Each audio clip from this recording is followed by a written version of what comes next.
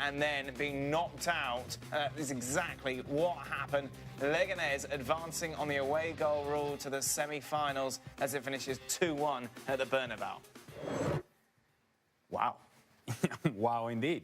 This was unexpected, completely. You know, Real Madrid got the win away. Yes, there was no Bale or Ronaldo, but there was enough quality, wasn't there, out on the pitch to get the job done? Of course there was. And it's Real Madrid against Leganés at the Santiago Bernabeu. No chance for Leganés. But clearly, this is a Real Madrid that right now just doesn't believe. They don't believe in themselves. They don't believe in each other. Individually, they're having difficulties. They're making mistakes. What you see from Nacho is a mistake. What you see from Benzema not finishing a chance, that's a mistake as well. It's a strong team that, man for man, should be superior to that of Leganés. And it doesn't matter to me whether Cristiano Ronaldo's on the field or not. It doesn't matter to me whether Gareth Bale's on the field or not. This team, as we see it, should be better than Leganés. They didn't even need to win the game. You get a tie against Leganés at home, you advance in the competition, and you were not good enough to do that. And it's not like Leganés was just hanging on. Yes, at the last 10 minutes or so, you expect them to hang on as much as they possibly can. But throughout the game, Leganés was attacking, and they were creating opportunities themselves. They scored 2 goals at the Santiago Bernabeu, which tells you a couple of things. Not only Real Madrid struggling on the attacking end in creating opportunities and finishing those chances, but they're also struggling in allowing goals on the other side. This is a team that right now is all over the place. I'm not so sure I agree with the team that Zidane puts out. You know, on the one hand, I can't argue that on paper, Real Madrid should win this game. But let's be honest, this is a reserve side. This is a side that doesn't play together very much at all. And if you're in Zidane's position, and if I'm Zidane, I'm not taking any chances whatsoever. I would have a mix. He's got a mix, though, Stevie. Ramos is a starter, Nacho's a starter. Kovacic is not a starter. Benzema. Ramos has been out. OK, to call it a reserve team is harsh, isn't it? Of course it is. It's a reserve side. Benzema, Isco, Ramos. Benzema's not been playing. Benzema's been sat on the bench because he was rubbish. But there's surely still enough in that team. I told you, I'm not. But that is a mix. I'm not going to argue that on paper that team should win. But you should say you should play a mix. That's a complete mix. If I'm coaching Real Madrid, and the way things are going right now, I can't afford to lose this game. Yeah. You cannot afford to take a chance. So you play the majority of your first team. Because guess what?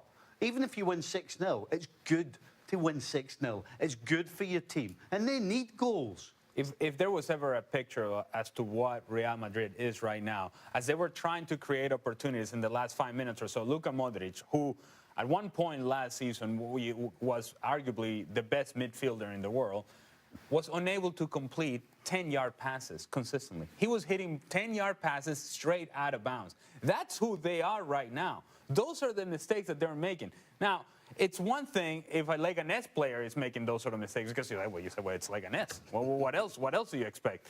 Real Madrid, that kind of player, with that kind of talent, at that sort of level, should not be getting beat by Leganés at home. I don't care if it's a reserve team. I don't care if it's a mix. You should be better.